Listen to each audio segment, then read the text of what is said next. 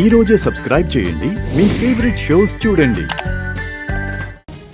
పాపం ఆనంద భైరవి సమీరా దొరికిపోతుందని కలలు కంటూ కాలు మీద కాలు వేసుకుని దర్జాగా కూర్చుంది. అది ఫ్లైట్ ఎక్కి పారిపోయిందని అసలు విషయం తెలిస్తే పాపం ఏమైపోతుందో మరి.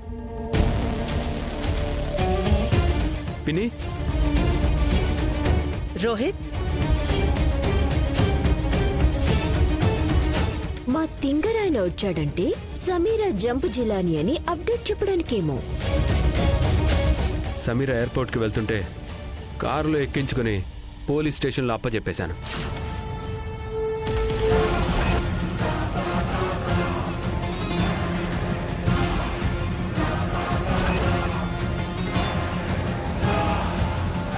దేవుడో, ఏదక్కడి ట్విస్ట్?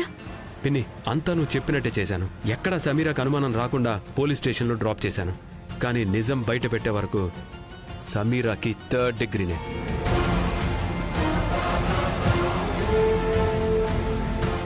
ఏంటండి మీరు చేసిన పని? వాస్తవాలేంటో తెలుసుకోకుండా పాపం సమీరాని అలా ఎలా పోలీస్ స్టేషన్లో అప్పచెప్తారండి మీరు? అనన్య, నీ చెల్లిని మాయం చేసింది ఆ మాయలేడి సమీరనే కదా?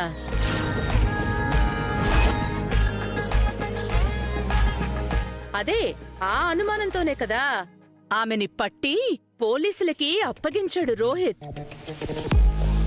అయినా పోలీసులతో పాటు ఇప్పుడు అందరి అనుమానం ఆ సమీర మీదే కదా ఉంది. మరి నీకెందుకనన్యా సమీర మీద అంత సాఫ్ట్ కార్నర్?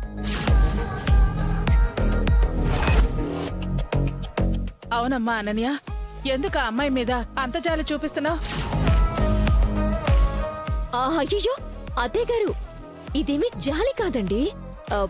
పాపం మరిది గారిని ఇబ్బంది పెట్టినట్టే అనవసరంగా ఆ అమ్మాయిని కూడా ఏమైనా ఇబ్బంది పెడుతున్నారేమో అని కొంచెం బాధలాంటి ఫీలింగ్. నువ్వు మరీ సమీర గురించి బాధపడిపోకనన్యా. పోలీసులు నీ ఫీలింగ్స్ ని తప్పుగా అర్థం చేసుకుని నిన్ను కూడా పట్టి లోపలేయగలరు. అప్పుడు నీ చర్మం ఫీలింగు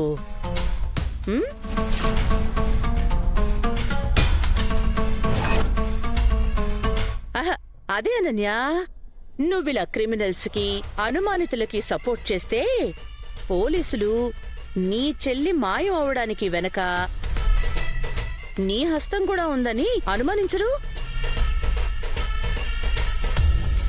అవునమ్మా అనన్య, ఇది అసలే చాలా సెన్సిటివ్ విషయం. నువ్వు కాస్త నెమ్మదిగా ఉంటేనే నీకు ఈ ఇంటికి గౌరవంగా ఉంటుంది. అవునమ్మా, అయినా దర్శన్ విషయంలోనే నువ్వు అంత స్ట్రాంగ్గా నిర్ణయం తీసుకున్న దానివి. సమీరా గురించి మాత్రం బాధపడే పనే ఉందమ్మా. పోలీసులకు లభించిన ఎవిడెన్స్ ప్రకారం సమీరానే పక్కా అనుమానితురాలు అక్కడ.